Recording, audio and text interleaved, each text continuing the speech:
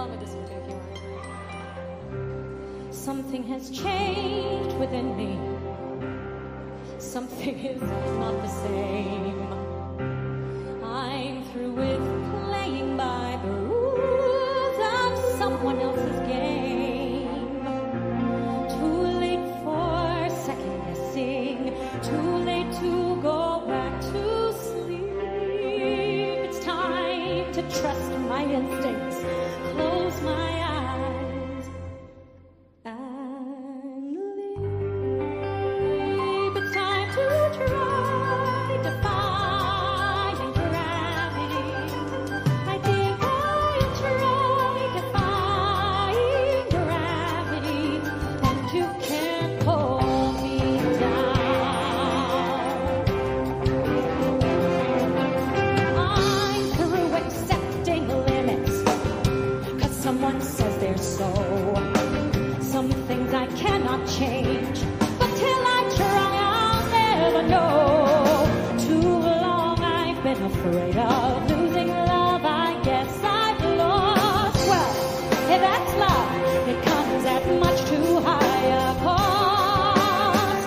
I'm still alive, defying gravity. Kiss me goodbye. I'm defying gravity, and you can't pull me down. Unlimited. My future is unlimited. And I just had a vision, almost like a prophecy. I know it sounds truly crazy. True, the vision's hazy, but I swear someday I'll be up in the sky, defying gravity, flying so high, defying gravity, and you can't pull me down.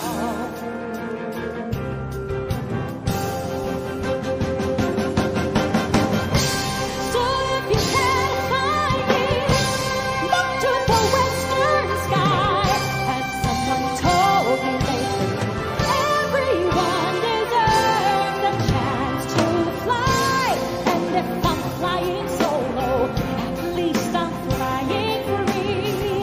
To those who ground me, take a message back from me. Now that I am defying gravity, I'm flying high, defying gravity, and soon I'll match them in renown. And nobody in all of Oz, no wizard that there is or was, is ever gonna bring me down.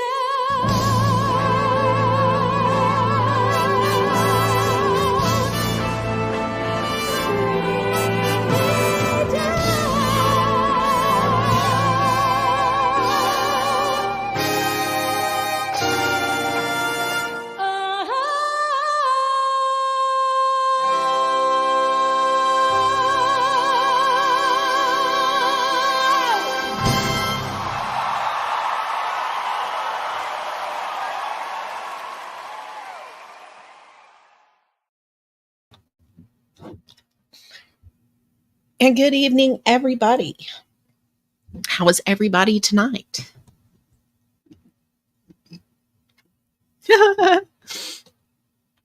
Got Blues up first, followed by Ms. Joe. Quick, you know good and well it's not Barbara Streisand. Good Lord. Hello, Michelle. He's Stormy. Yes, Defying Gravity. If any song defines my mood this year, it would be Defying Gravity.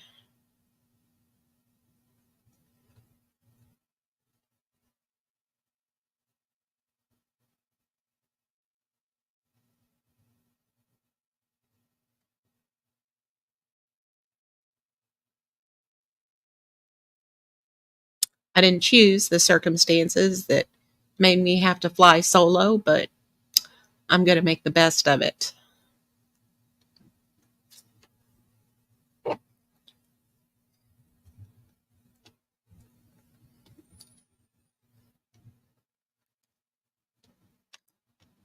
I've been making some decisions about the future, about what I'm going to do.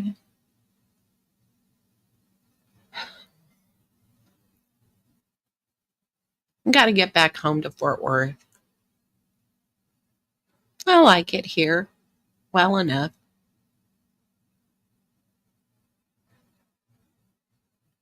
But just about everybody I know is there.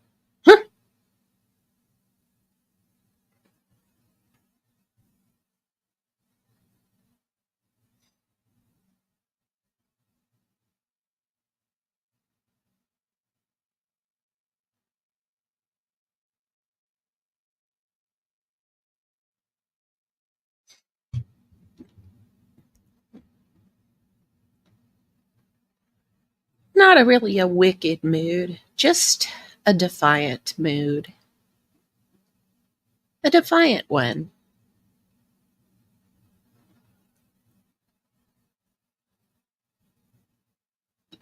And that defiance has carried me through this year.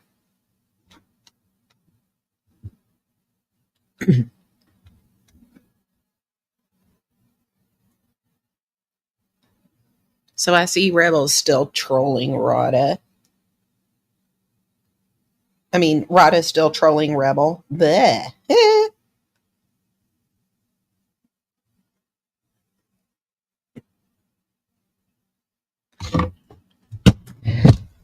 Hold up just a second. I dropped my mouse. Damn it.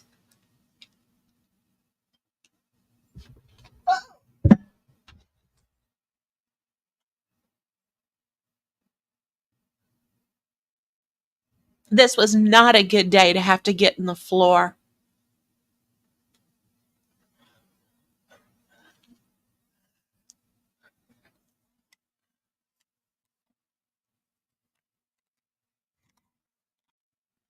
Well, Stormy, I hear they've cast some really good voices in the upcoming film.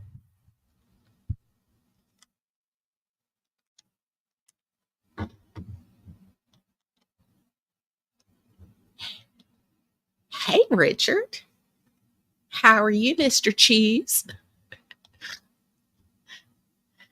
There he goes, dropping the cheese.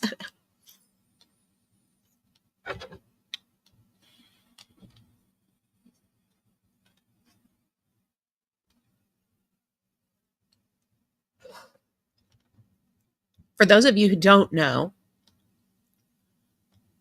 the one I open with is sung by Lea Salonga.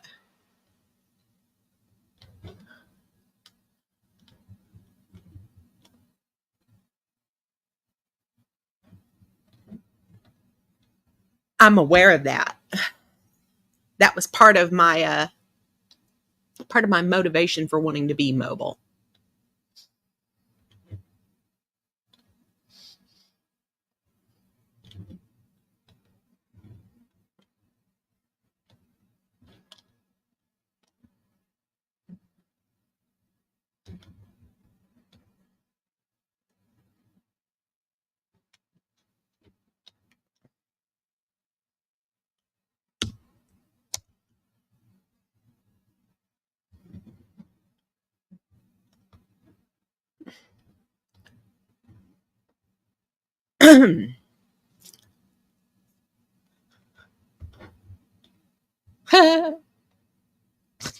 So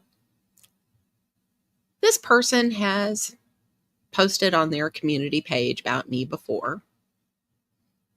Most of the time, I just ignore it. But I'm going to read this one. Now, in the past, this person has taken exception to the way I have read her posts. So I'm going to put a smile on my face and see if I can,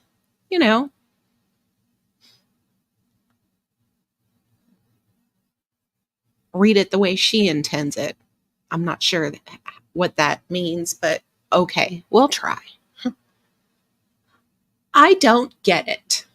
I will never understand how stalking someone with a paranoid personality disorder is entertaining to adults. One of you was an or is an EMT. You, sir, should know better than most. That is unbecoming of your profession. A slippery slope is being ridden here. Yes, public photography is protected, but the same person over and over posting it for bullying entertainment is where a legal line gets crossed. To all involved with his footage, you are lucky he doesn't have the smarts or calm thinking skills to take it further. Nothing good will come out of this. Nothing. Should he ever completely snap due to your actions, I'll leave it as that. He is not the only beggar around here. In fact, some of your friends do it too. He is not the only arsehole around here, and he is definitely not the only fool in the drama community. If you don't like him, don't watch him. Don't make streams of his content, nor constantly talk about him. I know, clicks and views, right? Ignore him.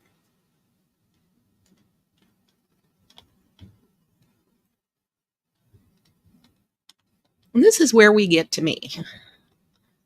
Yes, Stormy, it's a happy hippie. Hey, Beth Meadows, how are you? Liz, your adult son is mentally challenged. How would you feel if a bully set up on him daily? You wouldn't like it one bit.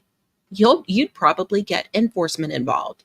You are someone who should understand, but choose to be an obsessive bitch about him instead.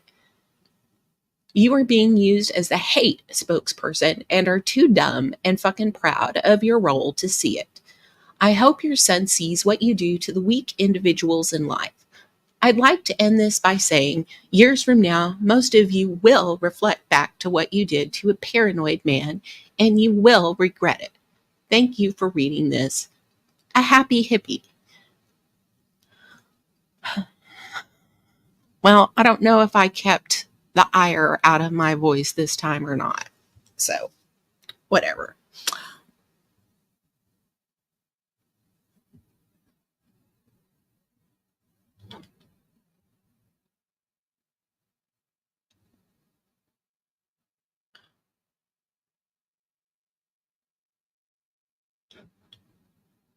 Let's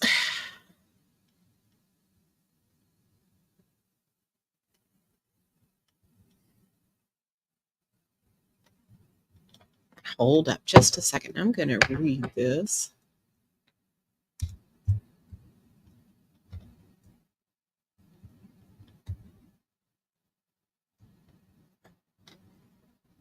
Because I'm going to respond to some of it. I am not going to get into the bit about to Rada. Rada, he's perfectly capable of talking on his own.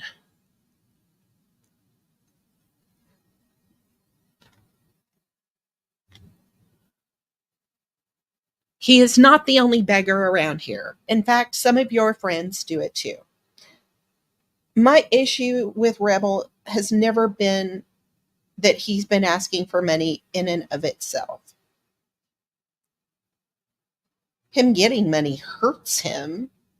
It hurts him more than anything else has.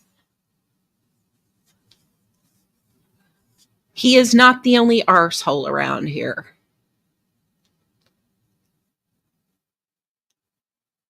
Yeah, but he's the only entitled arsehole who refuses to work at all.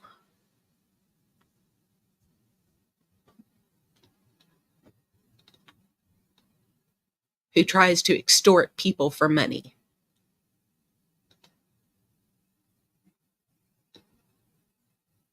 And he is definitely not the only fool in the drama community. You got me there. He's not. I think for me, though, it's just his breathtaking sense of entitlement combined with the fact that He doesn't think he should have to, not in any way. He didn't think he should have to pay that $276 a month.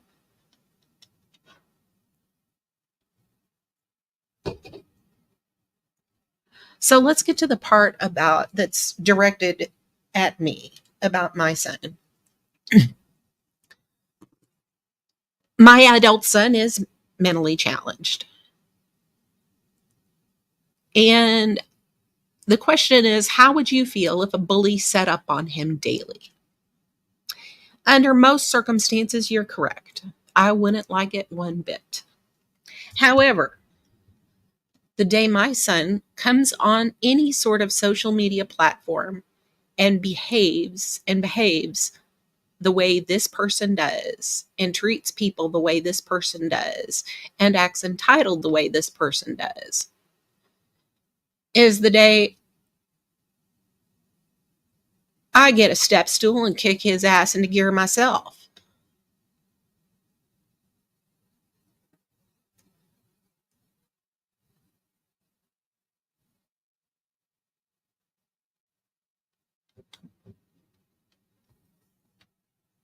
You are someone who should understand, but choose to be an obsessive bitch about him instead. My tendency to not let things drop is why I was the one who needed to do it. People get bored with it. The people that like to cover him for a long period of time, like Tonic, they're few and far between. Andrew got bored with it. Richard got bored with covering him all the time.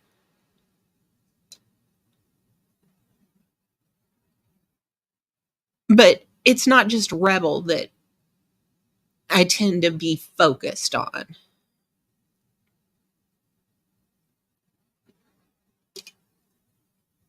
It's just the nature of my personality. I tend to be intense.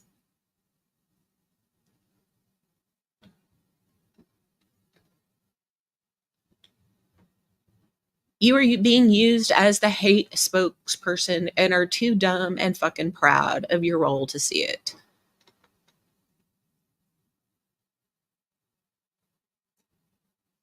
Well, you might think I'm dumb, but you haven't come up on my panel to have a discussion.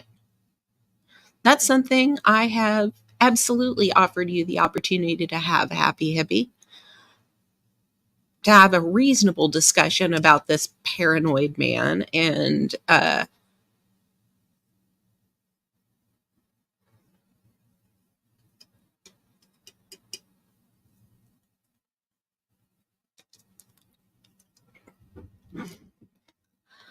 that's what she said, Michelle.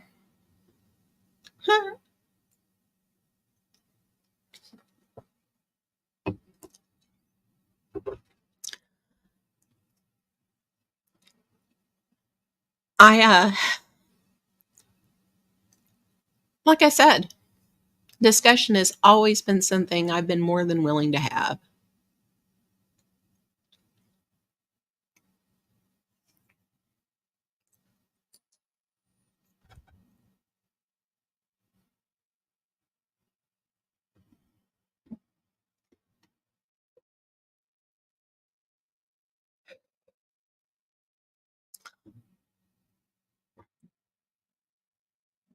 For all your Connie Classic clips, subscribe to the Blues 2 channel. She did, and she's also publicly stated that she believes he can't help it, that he won't ever be any better than he is now.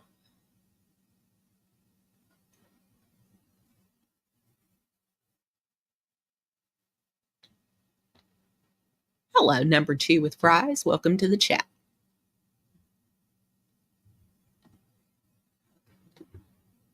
Yeah, that was, oh God, that was gross.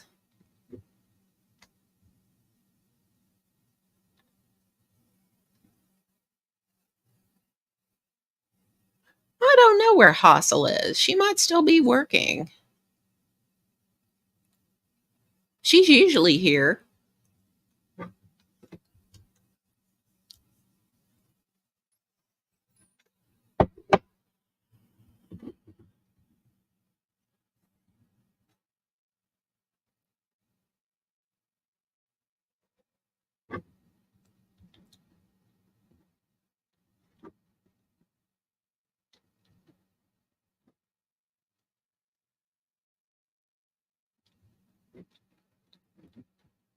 I thought I'd put my link down here if anybody wants to come up and chat with me.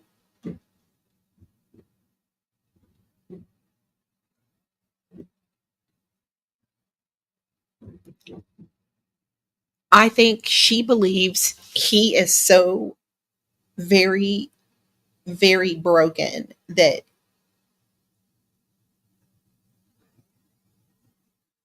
he thinks that maybe she thinks that if people just would just leave him alone and never talk about him, never say anything, never do anything, he would just go away entirely. I honestly, there were people here that wanted to troll him. And there were also people here that wanted to help him in a way that would last beyond the weed donation.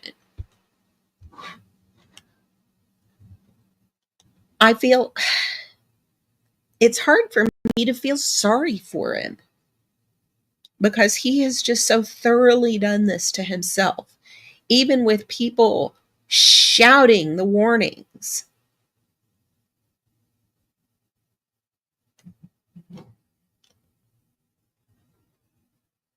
Yeah, and it's like this debacle that he's in now. This debacle he is in now. Yeah, right. I'm pretty boring. Number two with fries. I don't see me ever having 10K subs.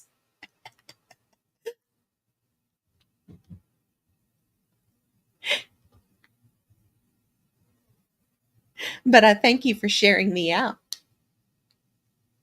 Hustle usually shares me out too.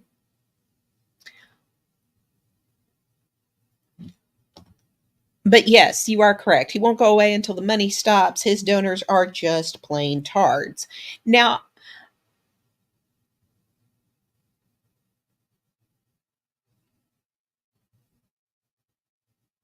on that same in that same vein, Blues,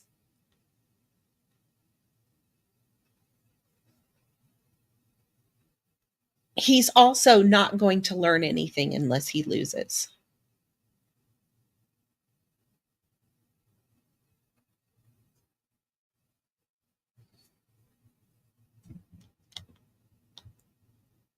Hey, married to the mob boss brain. How are you this lovely Friday evening? It's beautiful outside.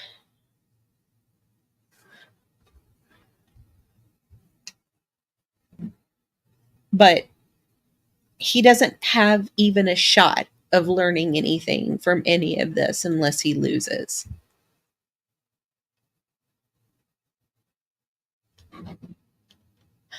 Oh, yeah. I like Bedtime Clown. He is delightfully savage.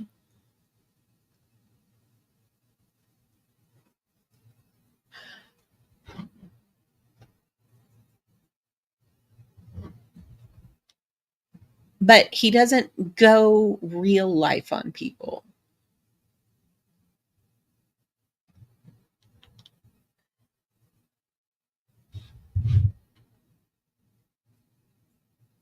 And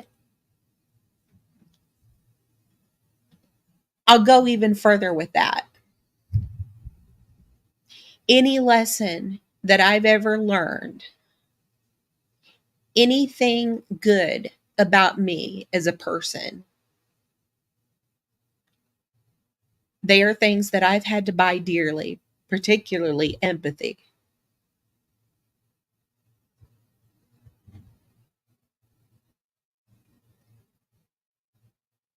Empathy is something I did not have 20 years ago in great quantities.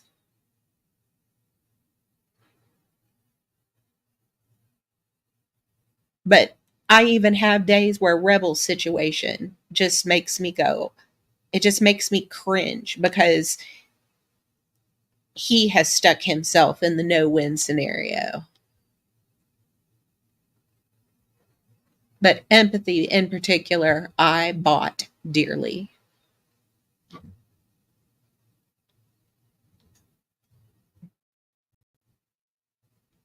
But that empathy also makes me see the fact that he's not going to change anything. He's not going to learn anything unless he loses. That's the only chance he has.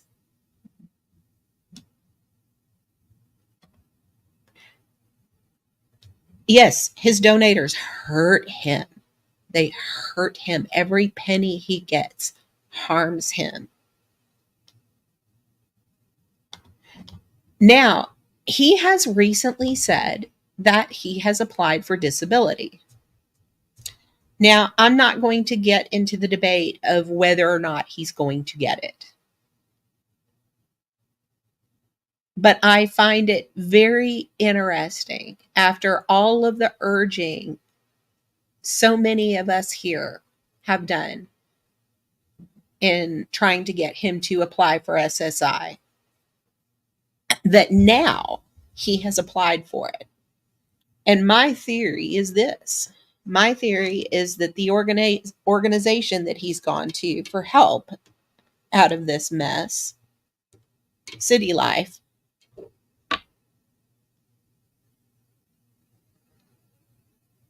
I believe that they told him his best shot of getting out of this was applying for SSI. I don't think he finally saw the writing on the walls and figured out he wasn't going to get any more money here, et cetera, et cetera, et cetera.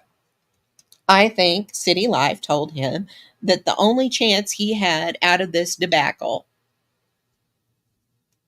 was to claim disability himself.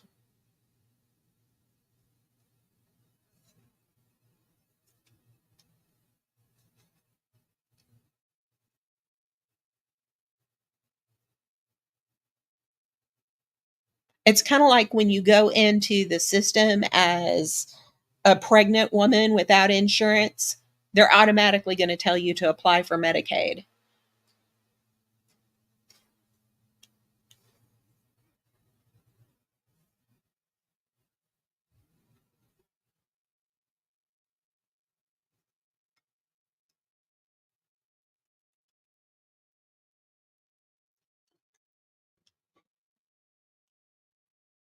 But yeah, I think that's what led him to do it this time.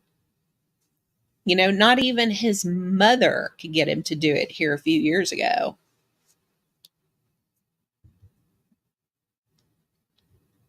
Tobers gets lots of hugs.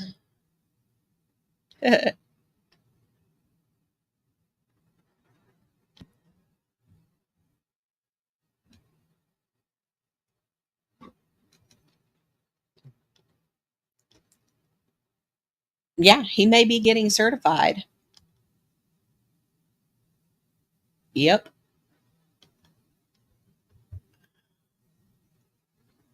He's been seeing a doctor.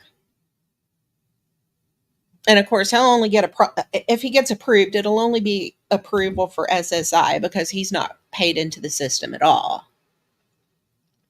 I can tell you that it takes a long time to get SSI.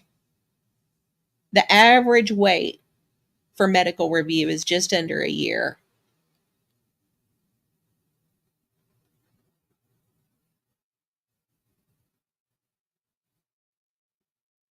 In Texas, it's over 400 days.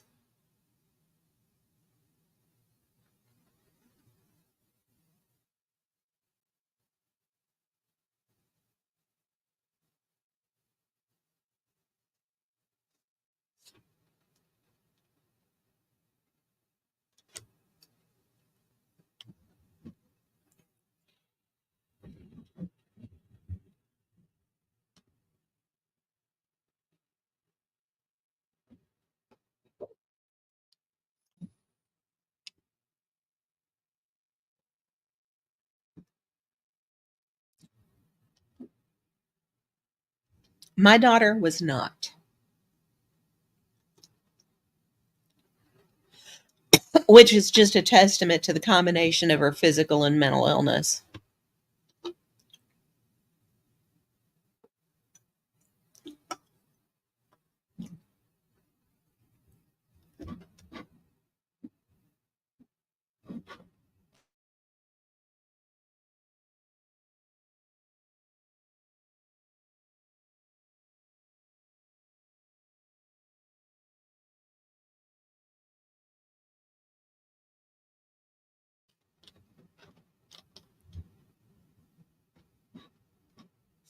Let's see.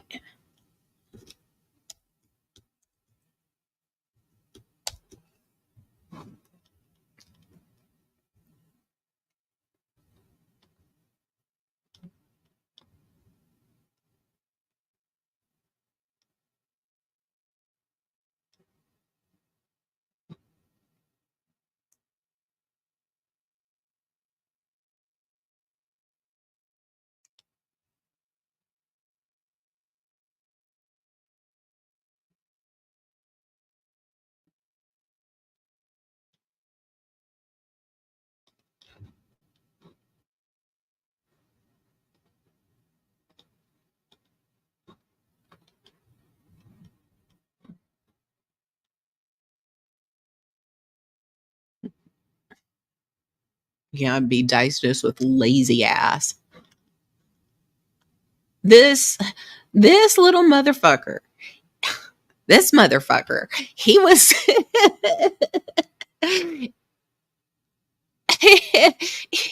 he was complaining about having to sign the forms. Where?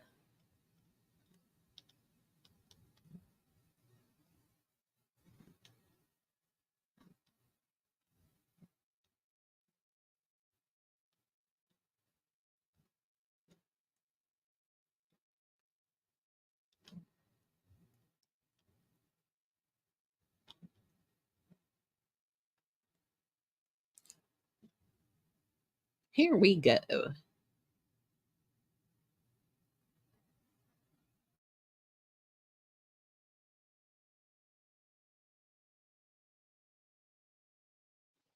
So,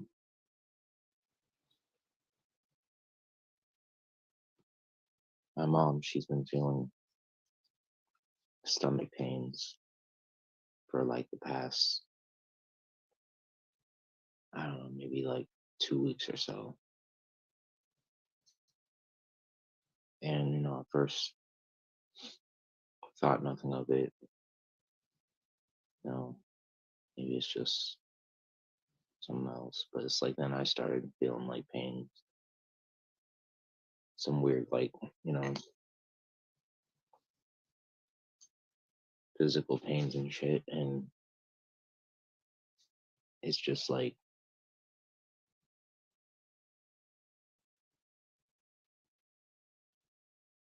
there's been people implying that they've been perhaps sent shit to our home. Um, for example, my mom, she buys these juices. They're like juice boxes. I don't even really drink them. She usually buys them before she goes to I bed. don't even really drink it. And she's like, "Could this be making me feel sick?" I'm like, "I don't know." She told me that like a week ago, maybe even longer than a week ago or something like that.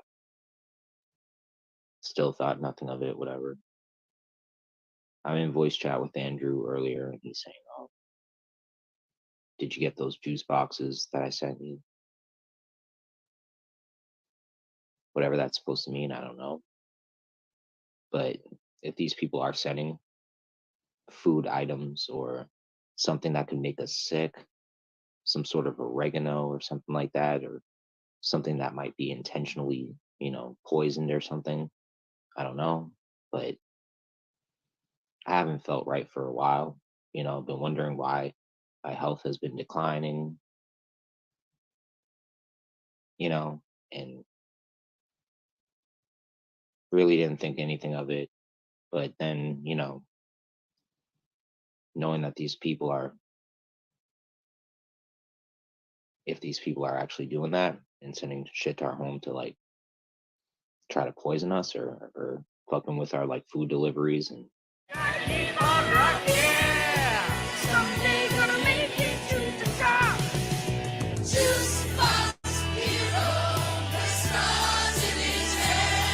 like the one thing is like you always have to have a car, at all times. You pretty much need a car to get around in places like where I live. Whereas where I lived before, there was always public transportation. There was always the bus near me. There was a bus stop like right near my home. So even if I didn't have a car, like it was easily accessible. Whoa, whoa, whoa, whoa, wait a minute. Wait a second.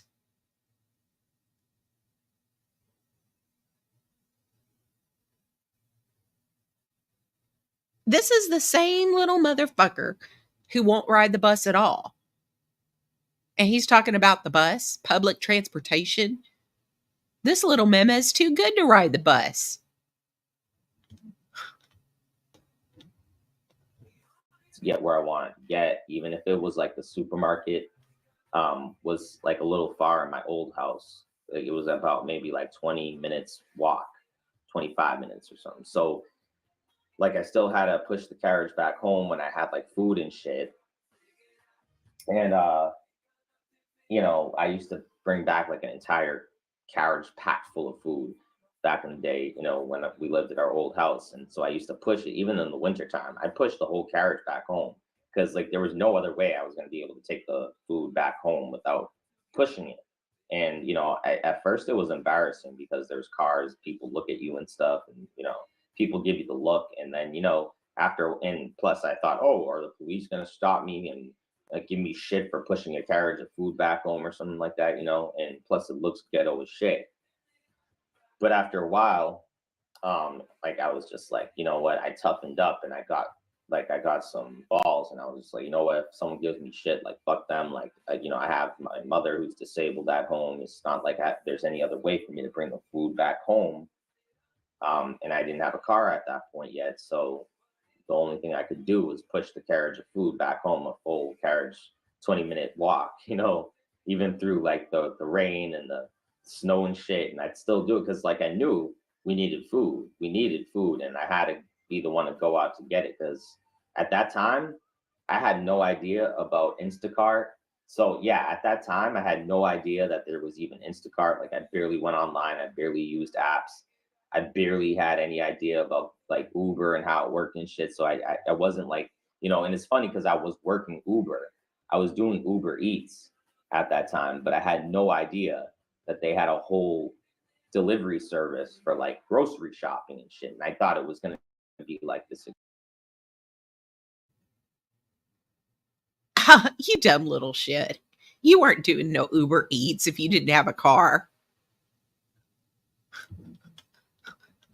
Whatever. Extraordinary amount of money just to get someone to like to tip them and all that stuff. So I literally pushed the entire carriage home.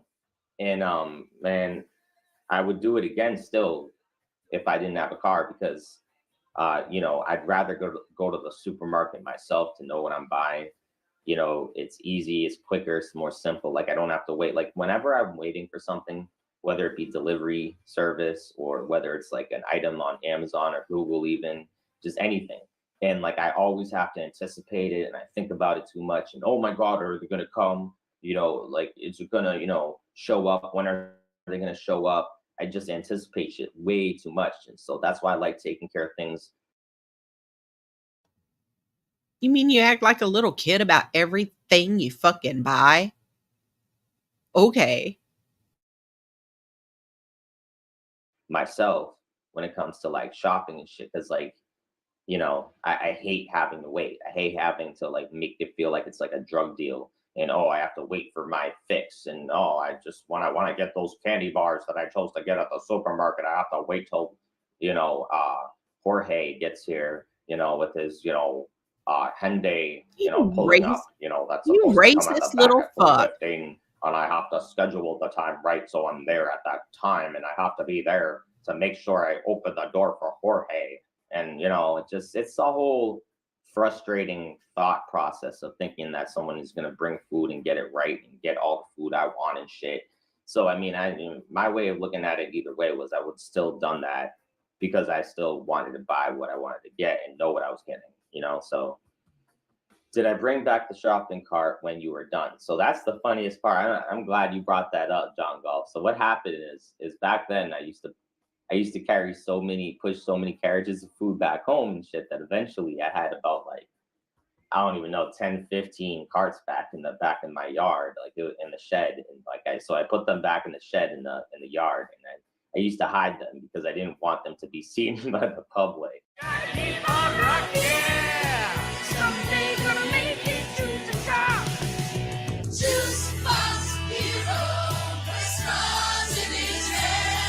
to poison us or fucking with our like food deliveries and doing something, but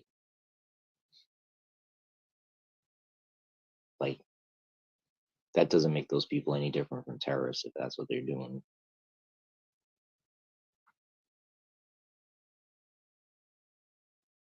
And just say that straight up. There's any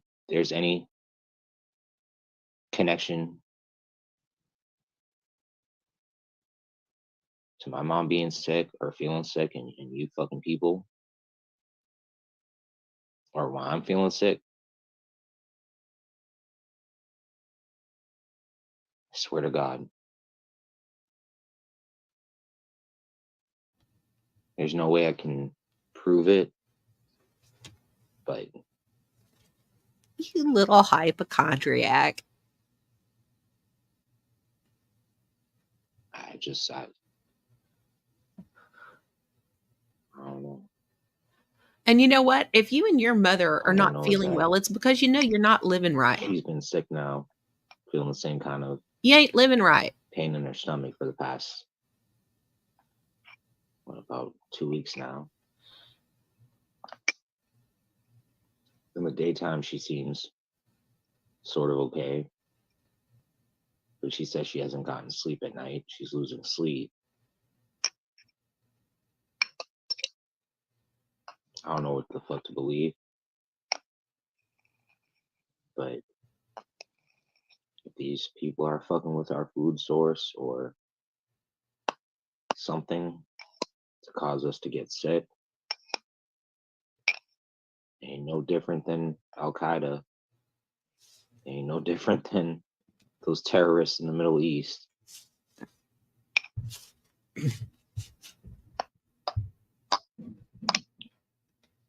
He's constantly using don't know, his though. mother for sympathy. I don't. I don't know for sure. That's why this.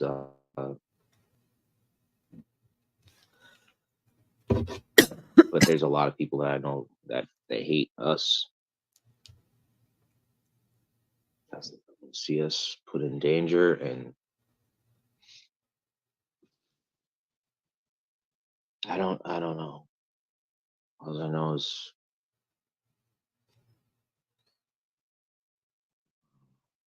just. Anyways, I'm gonna end this. This isn't some sort of I'm not asking for anything from people. Like I right now, I'm just that's why I cut out the live chat, because like I know that they try to like say that this is like a grift or something like that, Because or it is a something. grift. And no, I swear to God, like I really think that or have suspicions that these people might be I don't know how. I don't know how the fuck they're doing it, but if they're doing it, You just have but to be a victim. if they are, then they got a lot of people and a lot of money backing whatever they're doing, because I try to be as careful as I can to know what we're bringing in our home, what we're putting, what we're eating, what we're like, but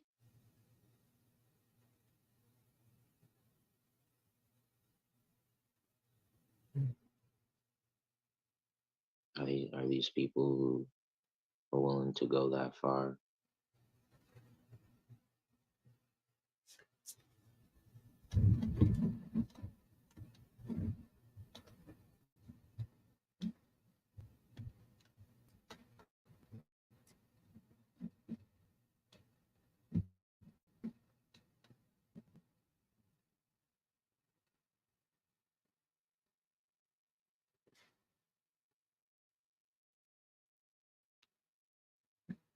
Oh, I forgot about this one. This is the most cringe thing I have seen in all my time on this platform.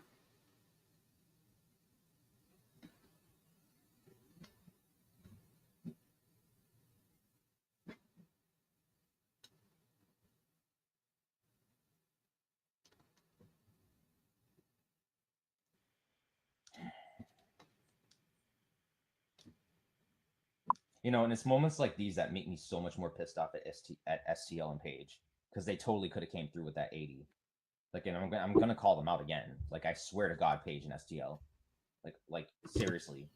Like, it's just like at a point where like I'm so sick and tired of your bullshit. Like you know what to do. You know what the right thing to do is, and you just choose not to do it. Okay? You know exactly what the right thing to do is. And we're going to keep going around and around in these circles, and you're just going to keep playing games. And I'm telling you, there's only one solution. Okay? Even if you don't like it, it still always results to the same thing. Okay? Because either way, if you don't support me, you're supporting Bird, Tonic, and Andrew. That's just the way it is, whether you like it or not. That's just how it is. So we kind of keep going around in circles like this. Okay? All right, we're going around in circles, and this is frustrating for us, all right? Okay, you're going to have to get yourself together because, all right, they're one step ahead of us, all right? Those people are one step ahead of us. And if we keep going in circles like this in said motion, we're not going to be able to establish a friendship. We're not going to be able to establish an understanding. Okay, I'm trying to work with you. Help me help you.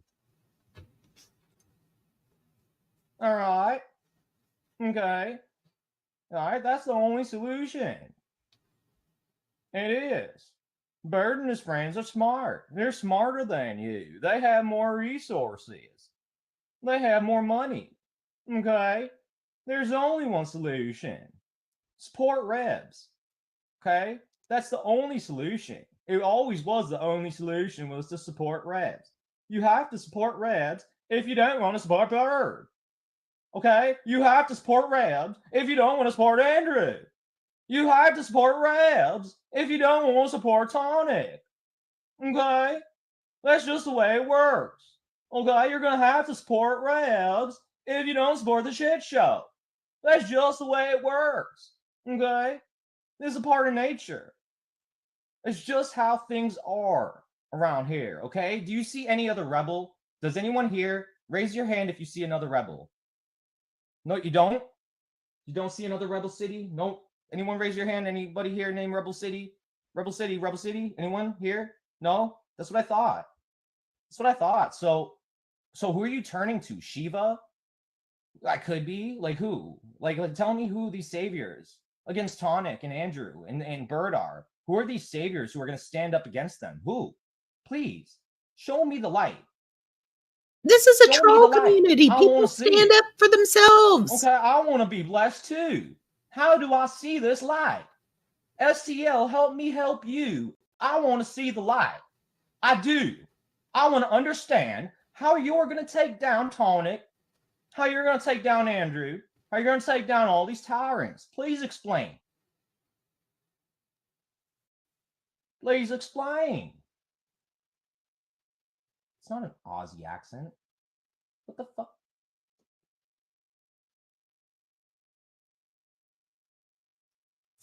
Just cringe as fuck.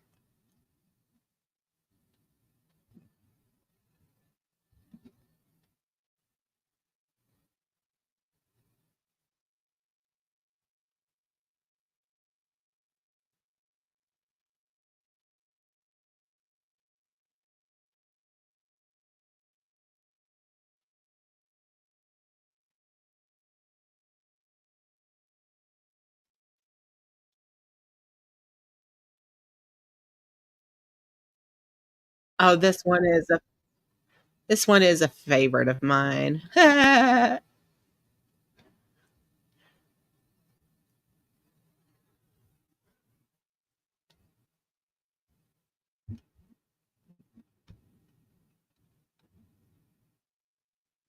Poon Handler was just live earlier today.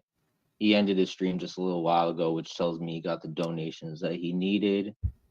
Mr. P, he was live for extensive amounts of time as well, but something tells me he got the donations he needed, because after he ended his stream, he went right over to Poon's, in which he was helping to give Poon help to grift. Now, these are people who should be workers, like who brag about working, having jobs. Why are they on the internet so often then begging people for money? Like, why is this so important for them to come on here and do, even though they're doing absolutely nothing? They're pretending that they're creating content, but really all they're really doing is the same shit I was doing, except they're not even telling people what they're spending money on. So what makes what you guys are doing any different besides you'll get money from people because they're paying you not to fuck with me so that I don't get donations? But what else besides that are you motherfuckers really doing, though? I'd like to know. Oh, here he is with the, oh, you're paying people not to donate to me bullshit. He thinks people are actually giving money to others, saying, here you go, don't donate to Rebel. And no, you're not relevant or important enough for such an action. You're not.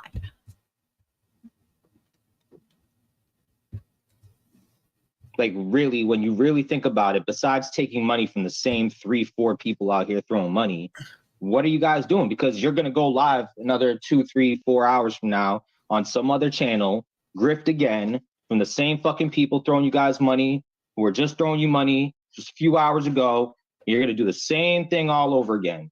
And you're robbing those people. You're scamming those people. That's their money. It's not my money. So who are you hurting there? Them. Like, that means that you guys are scamming a while ago, which tells me you got the donations. Like, that means that you guys are scamming. Now, hold up just a second. This little motherfucker talking about, it's not my money, it's their money. Like, motherfucker. Are you serious? You never given a shit about whose money it is, as long as it winds up in your Cash App and no one else's.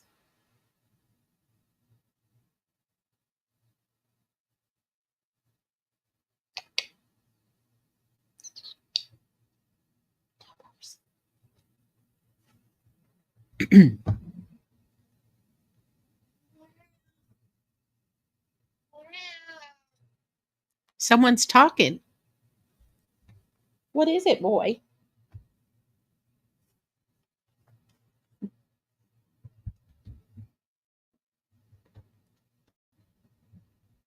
You're scamming the people, giving you money. How are you not? How is that not a scam? Especially when it's like, you know, they're gonna do this shit, but then tell people don't fuck with Rebel, direct people to not fuck with Rebel. Like, even fucking Naughty Yachty is gonna grift earlier. Like, she can grift. You know, she worked and had a job, so she can come on here and grift. Grift bits show. Naughty Yachty the grifter. By the way, my Cash App. By the way.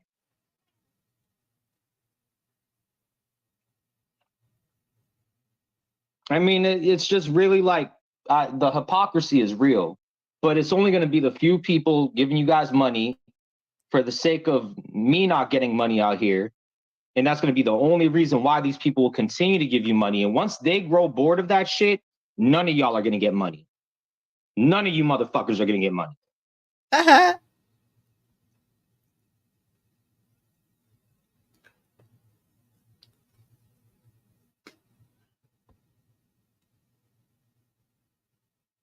No, Michelle, they don't. It's a service provided free of charge. I'm ending this panel in 3 minutes if nobody comes up. This is your only opportunity to get a panel from me.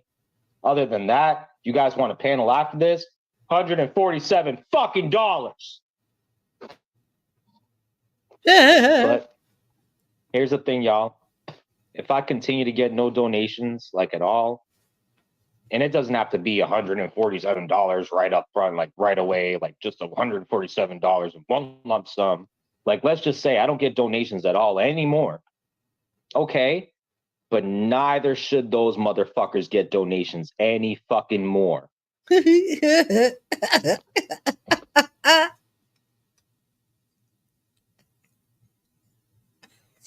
He's so bitter. Like, and I can't control where people give their money, where people donate. I'm not going to tell people who they can and can't donate to. Yeah, you just spoke out about it all the like time. When there's people out here grifting, clearly e-begging, and they're doing it in front of all of us, and it's okay for them to do it, but then they're going to tell anybody out here or anyone else that it's wrong. They should not get fucking donations. I am praying that Poon didn't get any donations. I'm fucking praying that Mr. P didn't get any donations. Like, I'm praying all those motherfuckers didn't get any donations. Because if I can't get any donations out here, none of those motherfuckers should either. Hey, Jake. Like, I'm pretty sure I'm hurting financially more than any of those motherfuckers. So, really, it's just like what makes them motherfuckers think they should get donations. I can survive without donations. I've survived without coming on here and asking for donations. You don't pay any bills, brah. You're in trouble with the court now because you don't pay any bills. It might not be comfortable, but I can survive. And so if I can survive and I'm more broke than they are, then they can fucking survive. He's such a little kid. So it's well past 3 minutes and I'm ending this panel. It's done.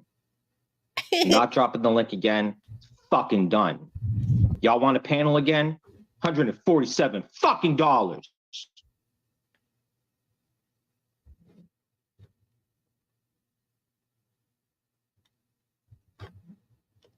Yeah, they had one thing they had to pay for. And they couldn't scrape it together. Not with her money and not with the donations. And it just galls me that now they're trying to lie to the system and cheat the system. And once again, claim to be the exception to the rule as to why they should not have to pay the way countless numbers of people across the country pay their 30%.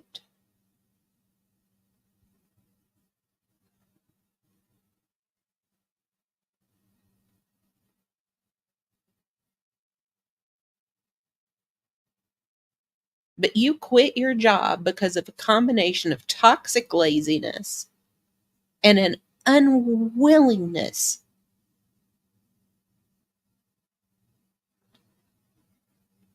to earn your way in the world,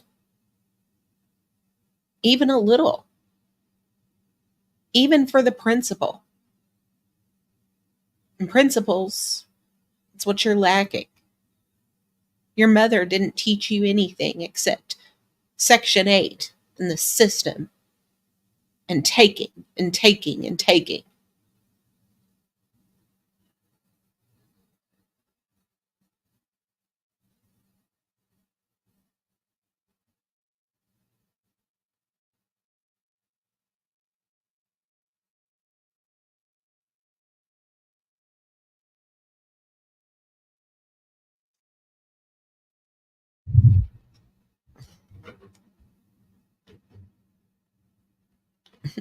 What are you going to do next, Jamie?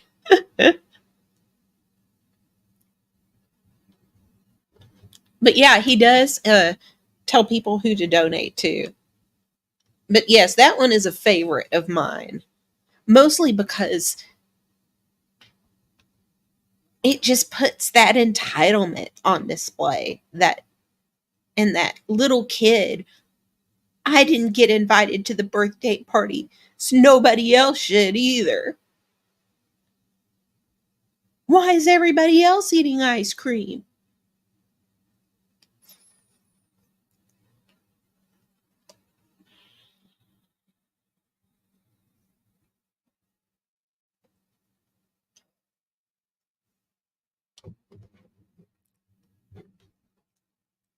But you've had people all over this community telling you for years that the chickens were going to come home to roost for you at some point.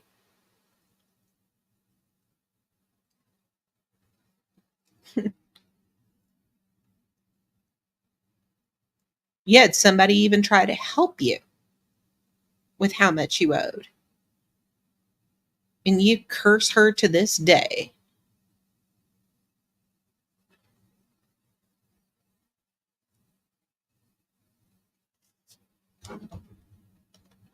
But yeah, he's the bully. You know, if you don't donate, I'm not going to do a show. I'm not going to do a panel. Or if you don't donate, I'm going to dox you. It's bully behavior, it's abuse. Oh, is he? I wonder what he's saying.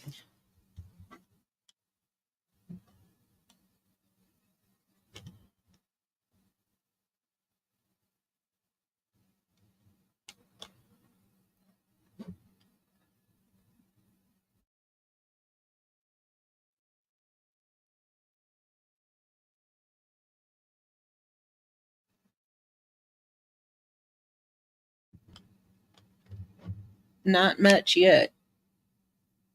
Still on his stupid ass intro.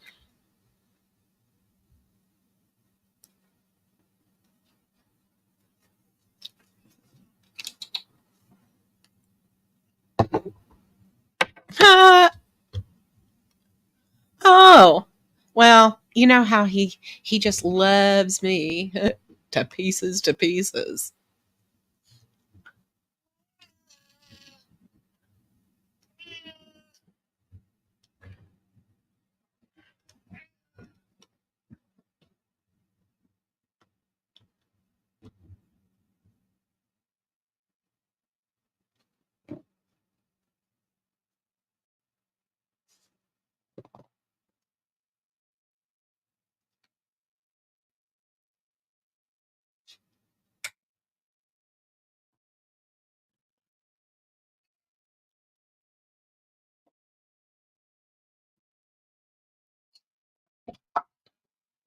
Uh-oh. Yeah. Oh, oh.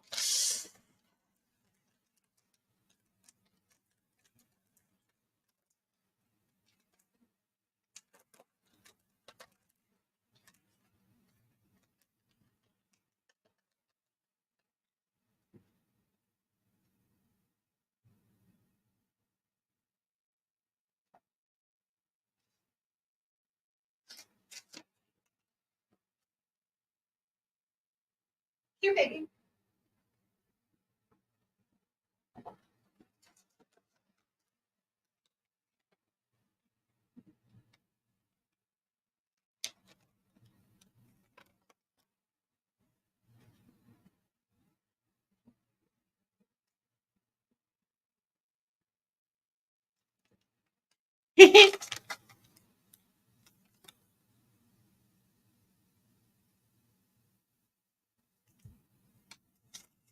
Oh, he caught that one, guys.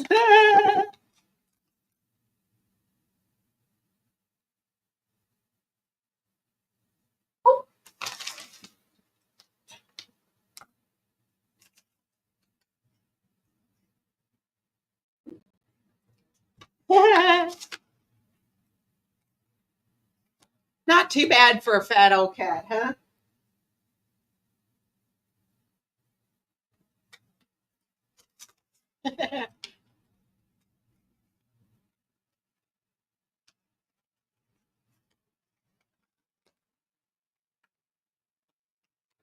Ready? You sweet boy.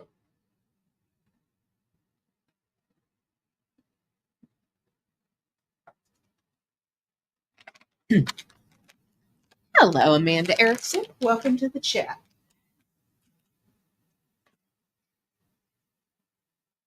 Got your old tail popped out. Meow. Meow. Meow.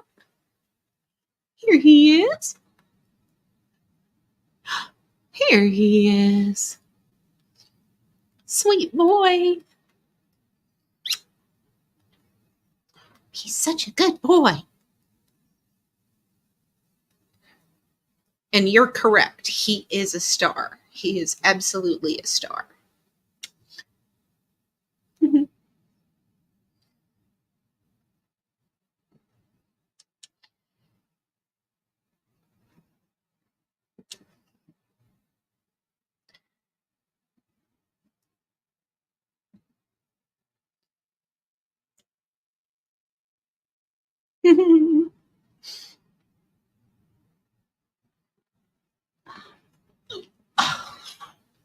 Wow.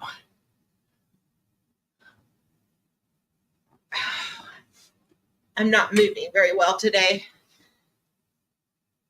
This is what happens, Rebel, when I cut back on smoking.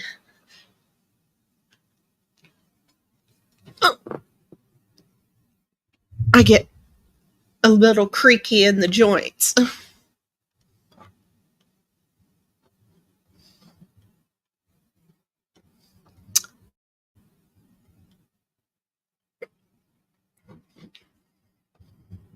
I bet Rebel gets mad when he sees a cat that is more loved by humans than he is.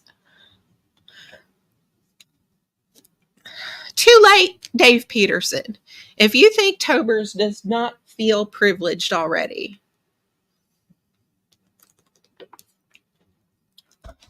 But yeah, Tobers is 13 years old. He is a senior citizen. And he's overweight to boot. And he still worked for his treats.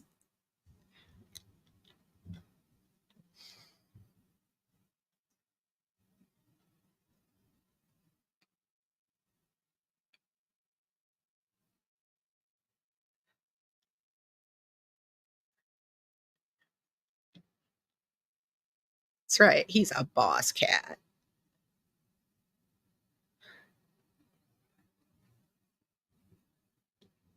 But he's very privileged. This cat, y'all, okay, so this cat straight up was side-eyeing his litter box.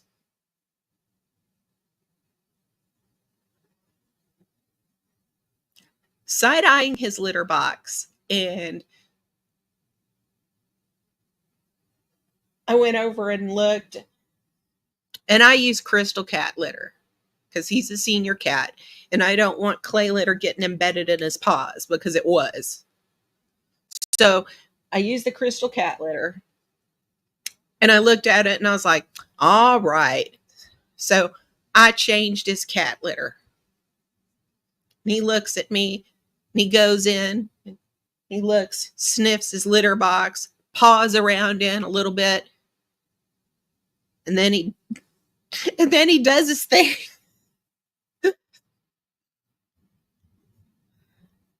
Funny cat. But he is so privileged, he side-eyed his litter box.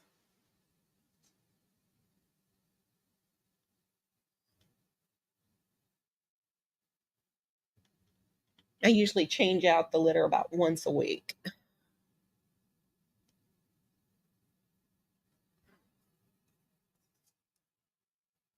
I have a pretty intricate system in place to make sure this room never smells like a cat or a cat litter box.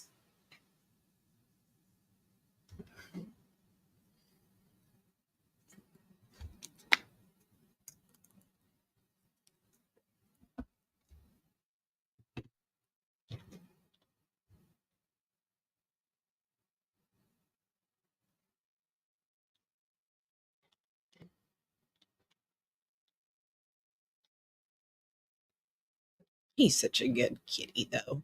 He really is.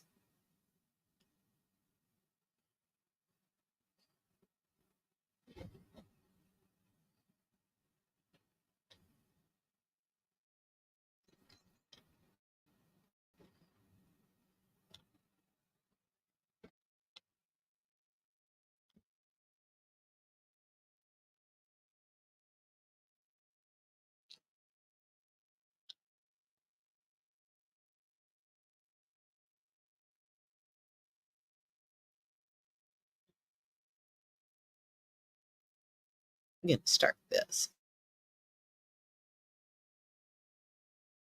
So I did this at a specific time because I also wanted to do it while I wasn't coming on here asking for help. While I was like, taking time away from here as long as I did, which wasn't that very long. It's like long enough to get me out of people's heads for a little while. And on top of that, um, it sort of gives me the ability to do this without people thinking that they can hold me accountable, as if, their help somehow has something to do with my moral, whether I'm morally right or wrong or whatever it is. This takes or alleviates any responsibility from anyone else. Like, yes, I take full responsibility for this. And on top of that, I feel like in my own ways, I'm justified. And it's not on anyone's shoulders. This is on, me. So either way, it's not on anybody else, but I also want to show people that there's no strings attached. I'm not asking for anything right now, right this very moment. If I wanted help, like, yeah, my Cash App's in the chat, but I want to make it known that, like, I'm not getting like donations just because my Cash App is in the chat. Like, I would have to ask and initiate with the audience or tell them that I need help for people to help. And they would, like, people would help if I asked. But don't think that just because you see it in the chat, that that's some form of e-begging or dry grifting, because there's no way I'm going to make money unless I ask. I'm telling people right now. But, you know, Um, if people feel better about it, I'll time it out. Like, I'll show people right now. I haven't gotten a donation today, and that's fine because I don't really, at this very moment, need something. I'm also cutting away from smoking weed, so I'm not going to be smoking for a while, and that's okay.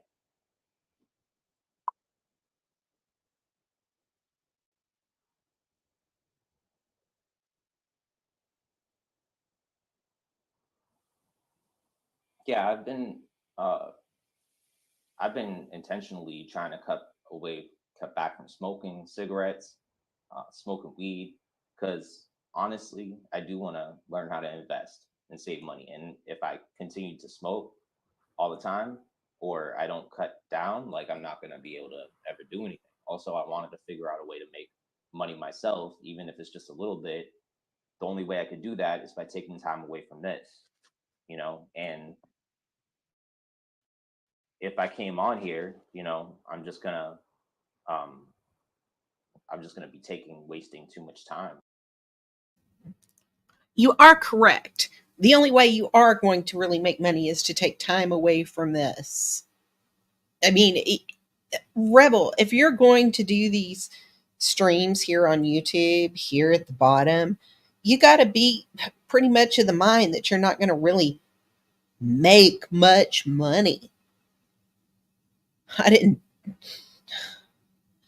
my troubles this year notwithstanding, that's not why I did this at all. My talking about you was to try to get through to you. Didn't work. I'm pretty disheartened by it, actually. I have been for some time.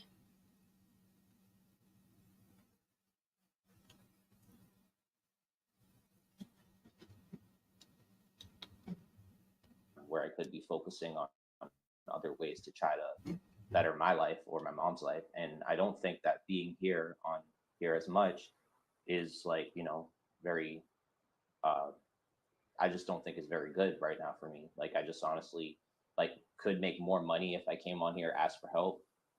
But I want to test myself. I wanted to see if I could do it, and also to prove to other people, like, if I can step away even when I'm, in need of help, and I still am resisting because I want to just figure out my own way, like, then so should others, right?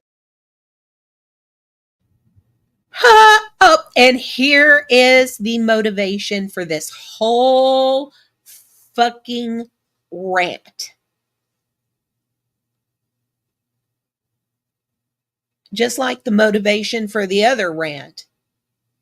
Well, if I'm not getting money, then none of you motherfuckers should either, right?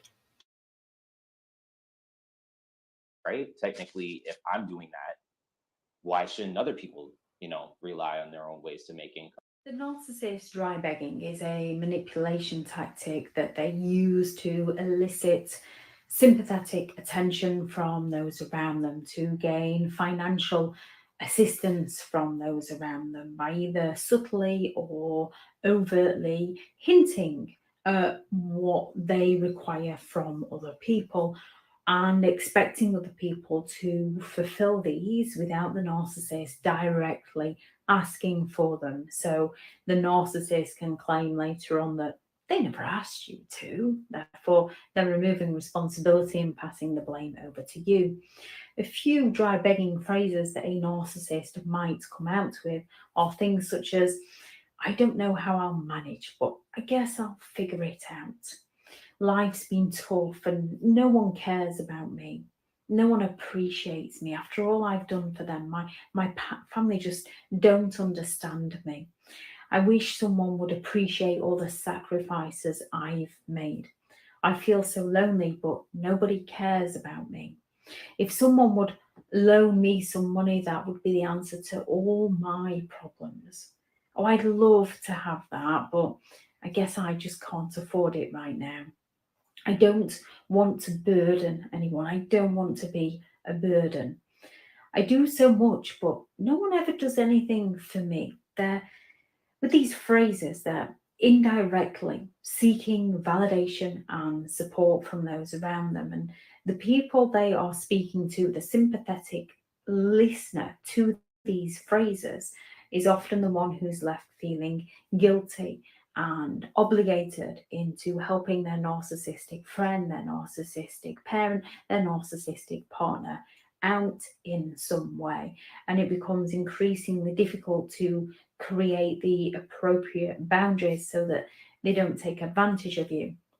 Now, yes, people can go through things in life and they might not want to burden anyone. However, they would appreciate people who help them and recognize the help and the support they've received from another person. Narcissistic people don't want to recognize the help and the support they've received from anyone else. As to a narcissist, they've done everything by themselves. They never got any help from anybody. They want you to feel sorry for them, and they don't want to feel obligated to someone. They don't want to feel that gratitude to someone else. They just feel entitled to have their own way. So how do you handle somebody who's dry begging you when they're sending you that message saying that they haven't got something? Then you just need to send things such as, okay, don't fall into the games. Awareness is key. Recognizing their behavior, recognizing that you're not obligated to go and visit your parents whenever they say drop everything and come see me now. You're not obligated into financially bailing somebody else out, especially if it's going to put a financial burden on you. Recognize the behavior, recognize you're not obligated into helping them. Create boundaries. The best boundaries when it comes to dealing with narcissistic people is psychological, physical, and emotional distance from them. Lots of self-care so that you don't get drawn into the negative emotions they're trying to provoke within you. Lots Hey, of the support thunder to muffin. understand that you are not the issue here. And remember that you are not responsible for their problems. We can help people who are willing to help themselves. Narcissistic people are willing to help themselves to your stuff. It's nice to receive help and support in life, and it's nice to be helpful and supportive of others. However, we need to stop supporting those who just take advantage of us and then blame us when things don't go their way.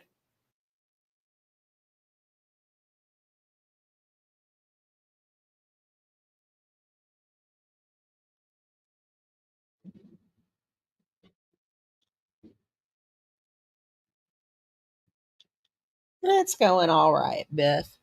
You know, Rebel was talking about you. He said that you never offered him any money at all, or not. You never offered him tires. I know you didn't offer him money. You made a point of not offering him money. You offered him the tires.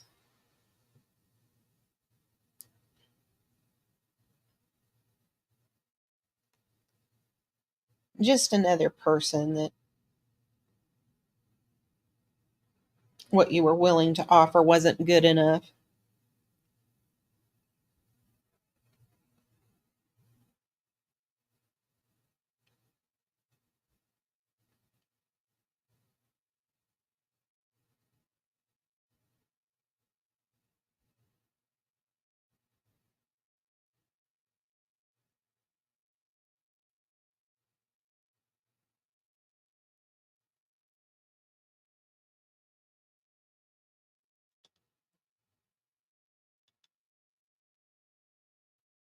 Legit offered him tires. I was kicked out of the shit show chat for it. Someone kicked me off the panel. Wow.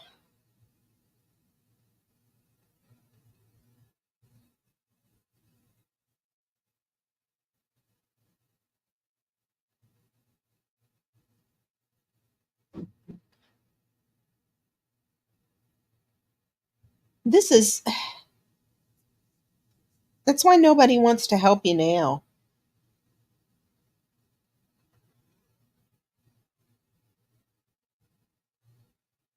It's why nobody wants to help you out now, Rebel. It's because when people have said, "Hey, I'll buy you a whole new set of tires, but I'm not going to just give you cash for them. I'm going to buy you the tires."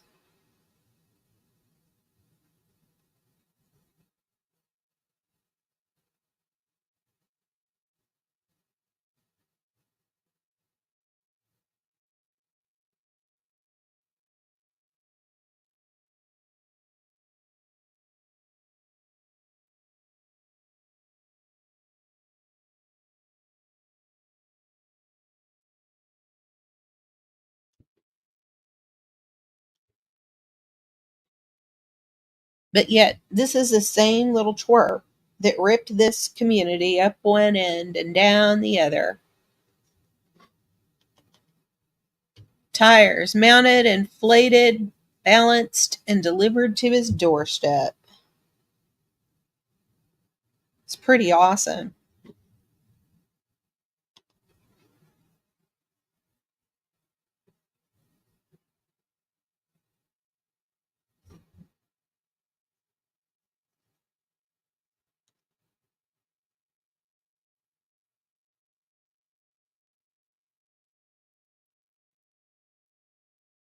Like I said, pretty sweet offer. And he turned it down. One cash. No net weed dono.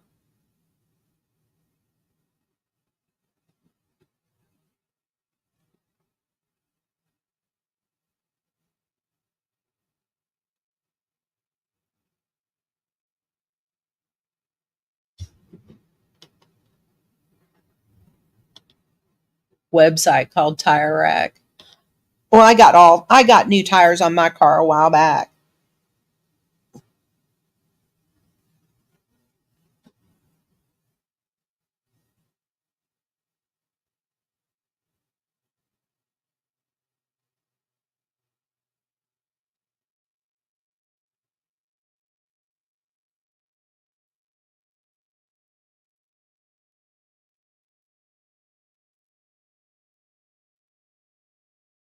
It's just a on a sock talking to himself. Ignore them both.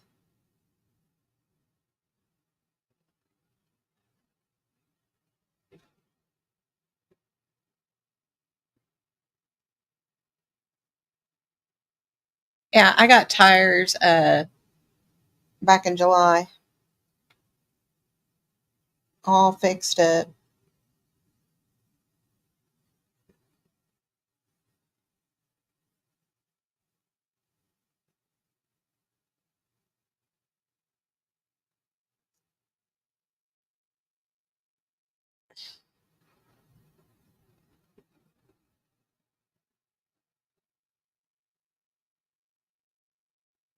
Let's see.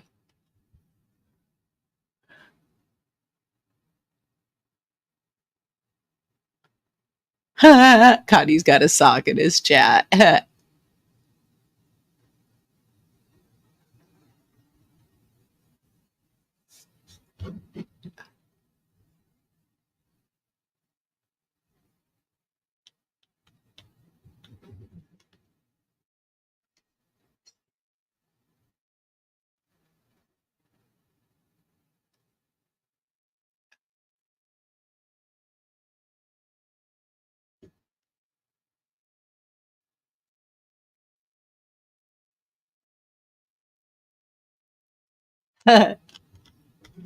So he's live. Now, I'm going to feed Tobers. I guess he's waited long enough for his wet food. The treats held him at bay for a few minutes.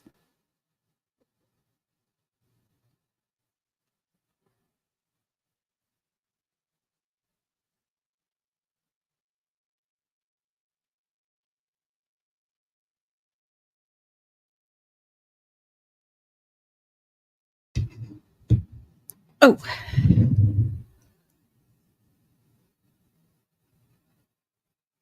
Ow. Whoa.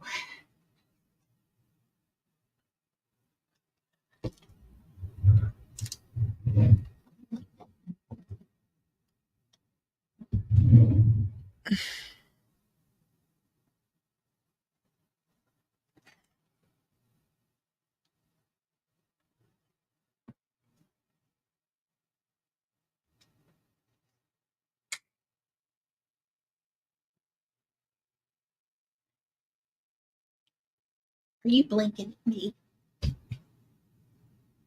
Come on, baby.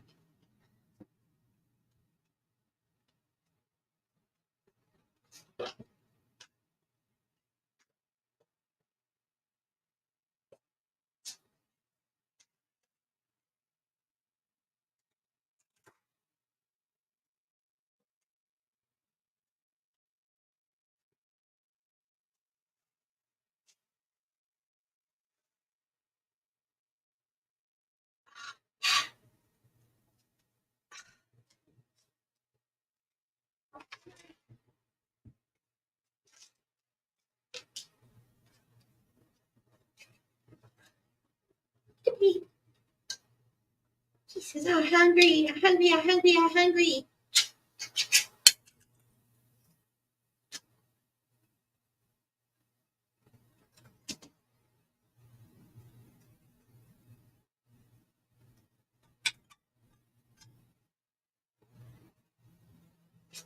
Tober. Tobers. Tober. Meow. Meow. Meow. Meow. Come on, baby.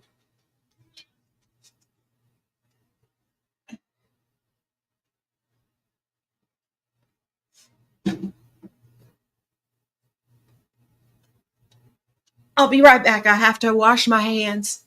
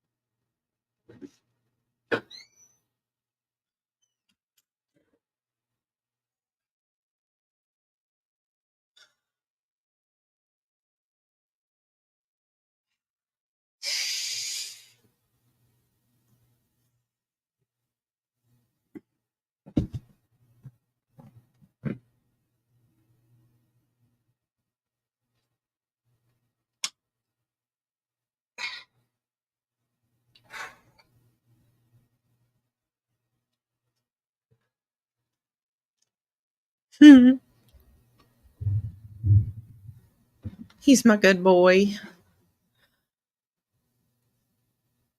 I'm moving pretty slow today, I'm afraid.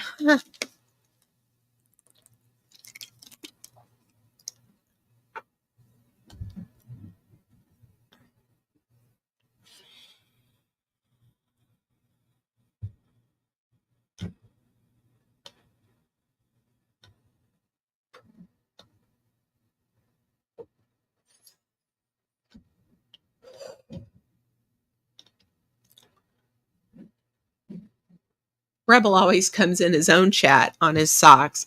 I don't know why you're the only thing in Liz K's life worth talking about. I'm not touching anything else around here with a 10-foot pole these days, that's for sure.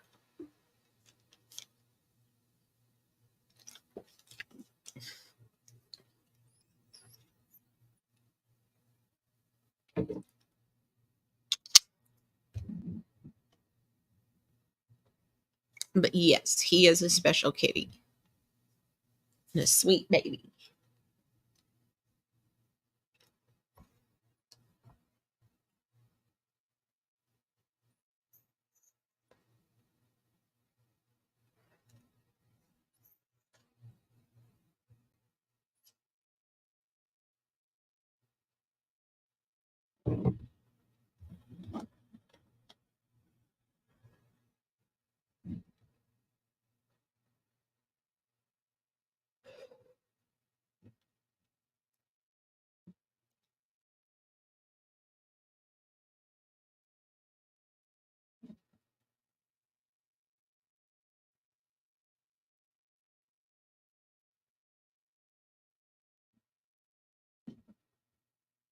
Let's see.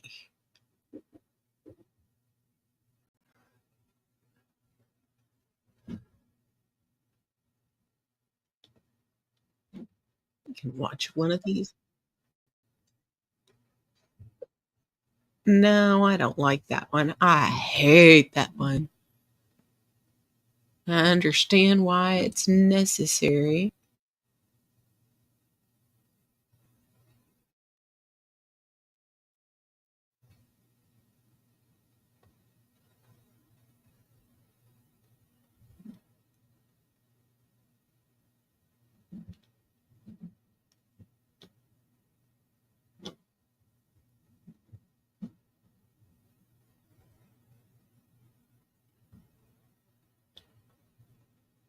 Like, share, and subscribe.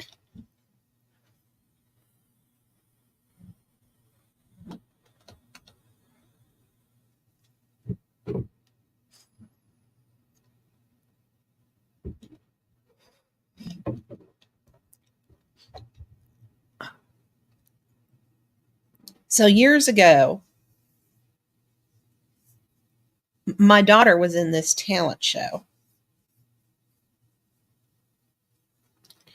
And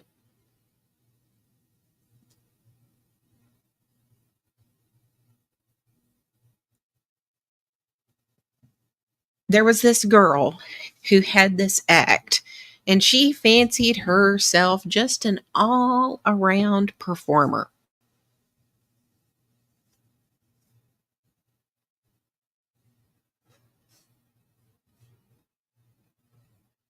And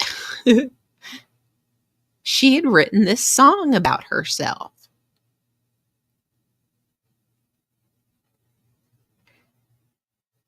And she would say, the song, just, it was called Everybody Loves Hallie.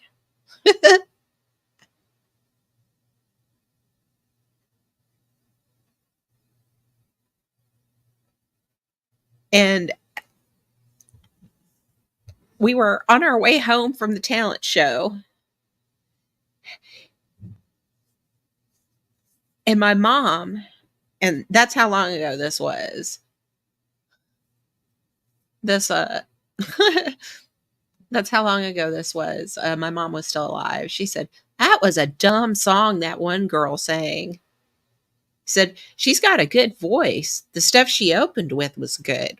But that stuff she wrote, I'm like, Mom.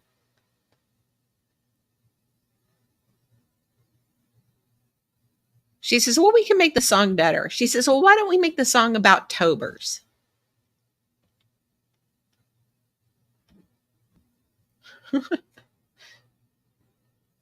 And so the song Everybody Loves Tobers was born.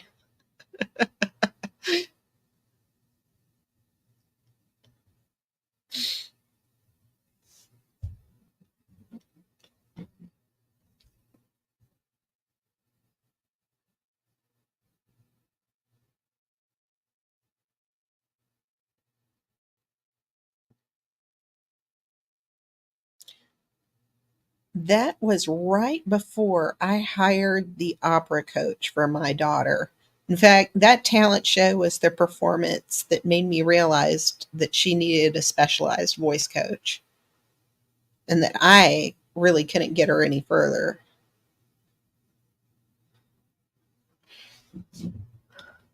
Well, I don't know that everybody loves a cat. See, my husband was not in love with cats. He tolerated mine because he loved me, but it would have never been a pet he would have chosen for himself.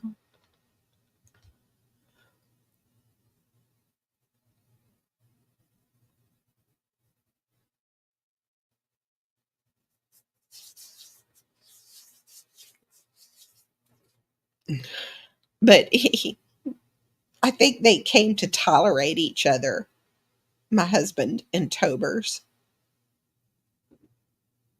It's kind of like, yeah, I have to put up with you. Yeah, I have to put up with you.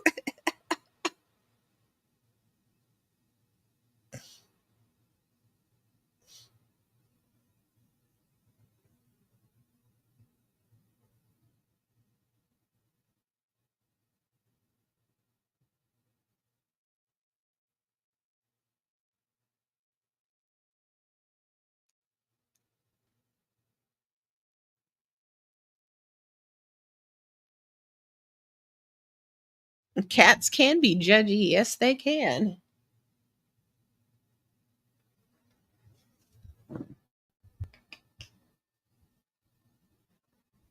Are you cute, kitty? Thought I'd get him back for the camera.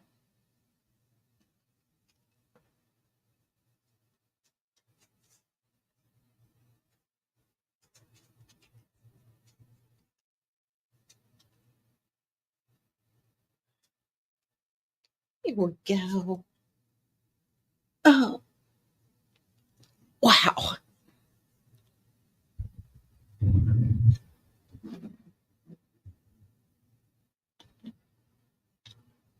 Hmm.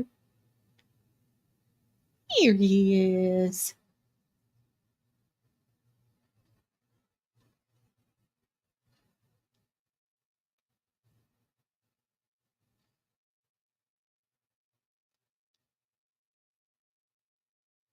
He's got a full belly. He says, yeah, now put me down. I got what I want.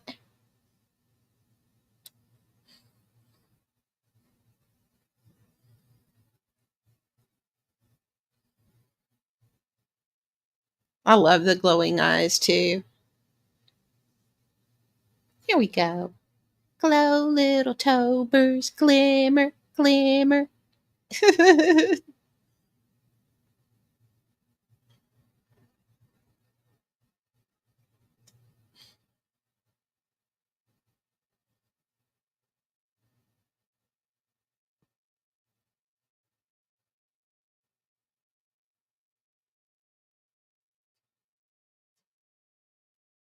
He's so privileged, you guys. Such a privileged cat.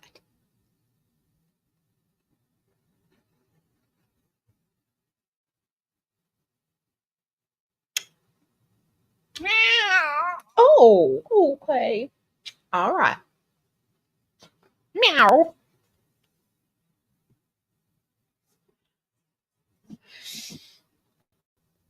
He is the handsomest on the YouTube streets. Meow. He's got this big, loud, deep meow. He had to go. He may want to take a bath. He just ate.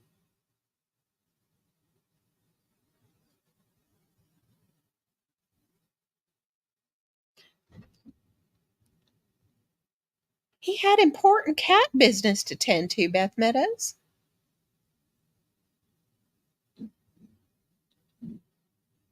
I mean, haven't you ever noticed that most cats walk with purpose as if they have important cat business to tend to? I mean, they'll just be sitting there and then out of nowhere, it's just out of nowhere, they just kind of take off at a trot. They've got business to tend to.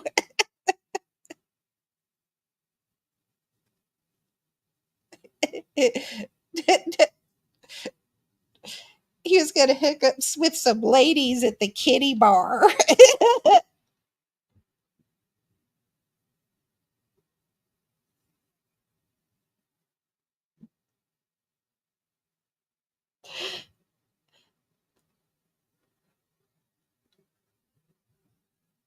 Oh, I was right. He wanted to bathe. He's bathing. He's washing his face.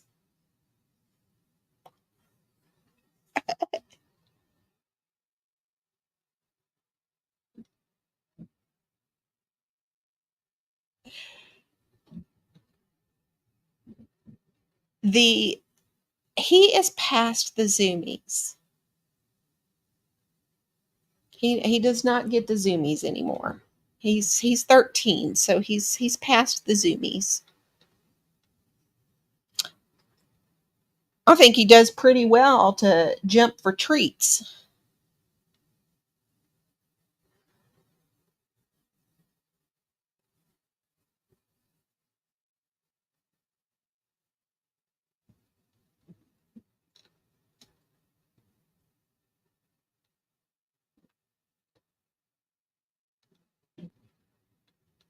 I am doing well. Well, he's been exceptionally babied and pampered. He's never been an outdoor cat. Not even, oh, you want to go outside for a while? No, we never do that. He's never, yeah. One time he accidentally got outside and it was a traumatic experience for him.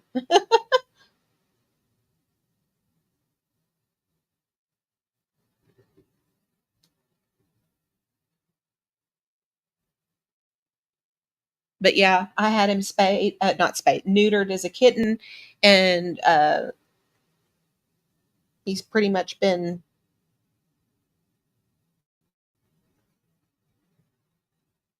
babied. Never been an outdoor cat.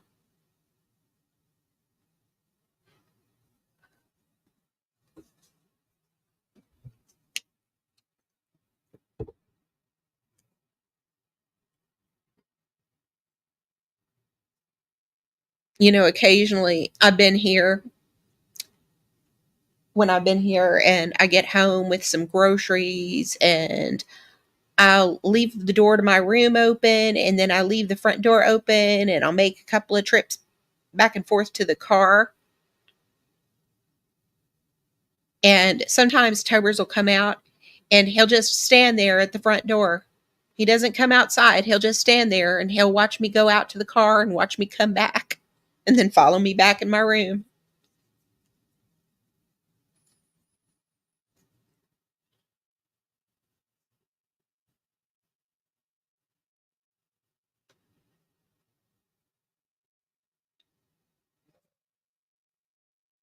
Some people might worry about their cat taking off out the door, but I'm not one of them.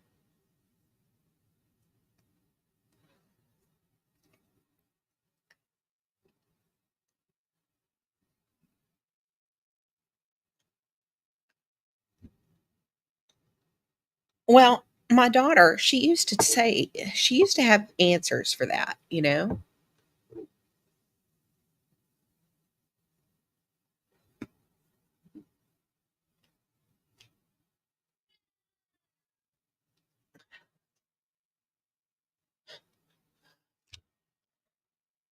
she said, you know, she said, look at me. She said, if I made it outside, somebody would take me. They would say, that's a pretty cat. He said, they'd pick me up and they'd see how snowy and white I am, and they'd know I'm somebody's baby. And there's nature outside, and wet, and wind, and rocks, and sticks. She would just crack me up laughing, going along with his inner monologue about, the outdoors and why it was a scary place for him.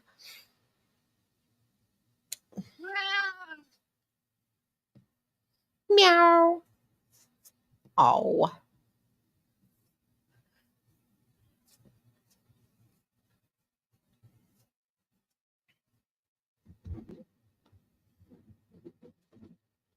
But yeah, he makes sure I come back.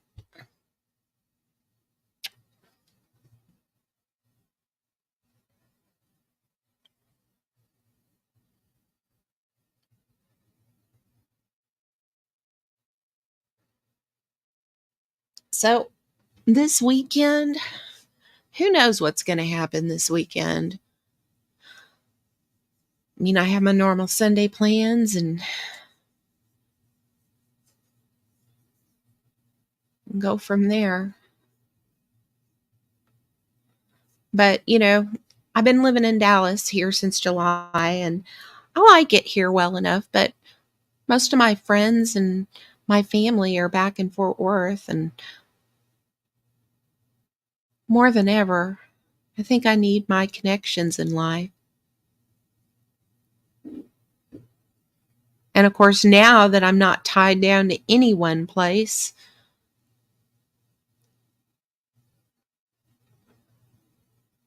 now that I've situated myself somewhere that I feel like I can stay,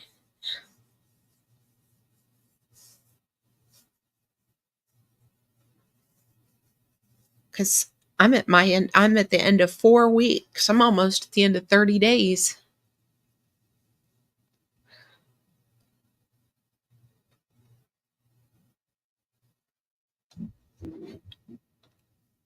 But yeah, I'm not tied down to anywhere now.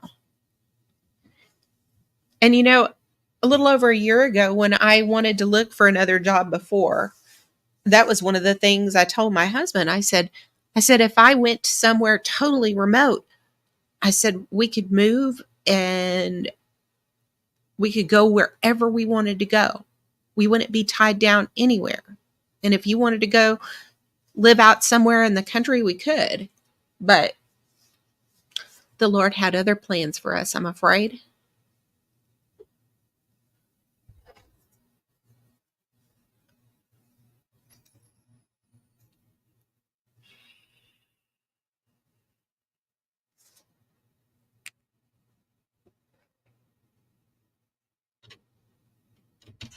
But yeah, I want to go back home.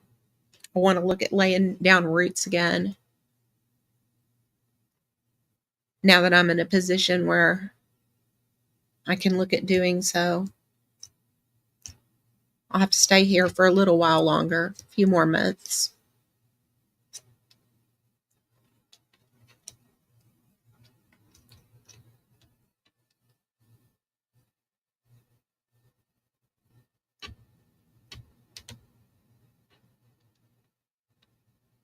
But I'm going to have to start out small. Probably start out with a studio, because I'm going to be starting all over again from scratch when I do.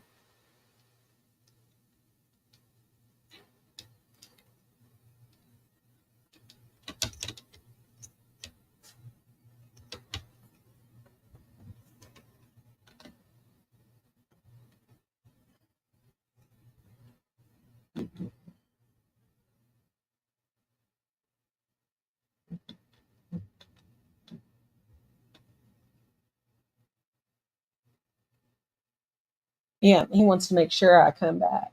Come back, Mommy, come back. I'm a natural early riser, and I naturally want to turn my brain to something. My brain does not require coffee in the mornings.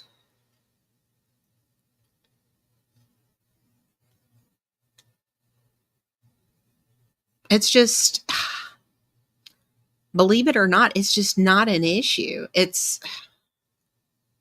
My husband had asked me, do you think you've got the discipline to do it? And I said, absolutely.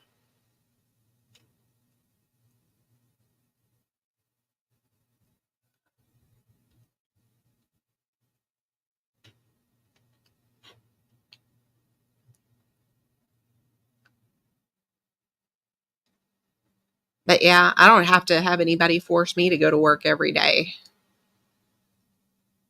Natural early riser, and this brain wakes up ready to work. I'm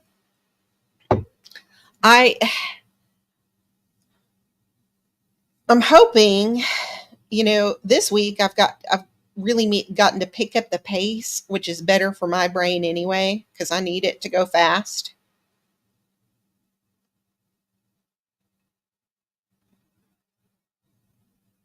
This brain tends to operate at 1,000,000 miles a minute, and so, I need a busy job to slow it down.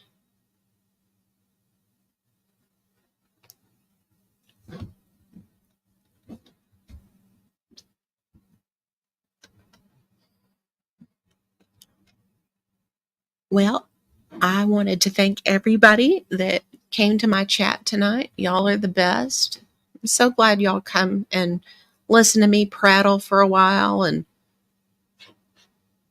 listen to me gripe about Connie, or listen to me just talk about my life.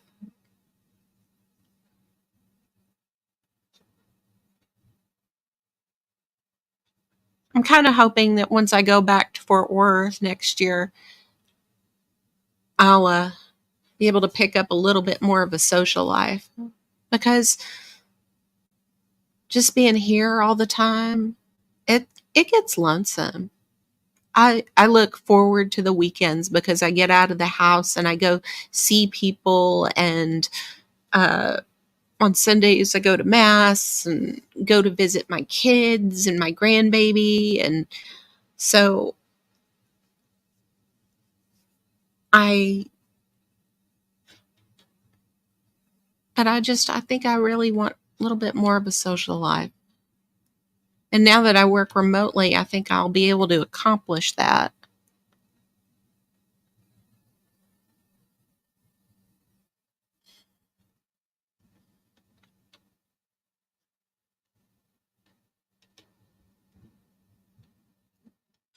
So anyway, October says he deserves more treats. And thank you.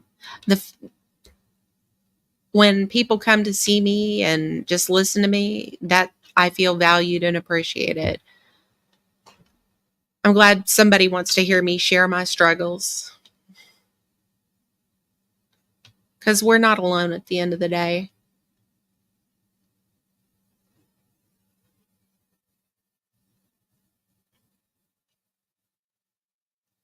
We're all in it together.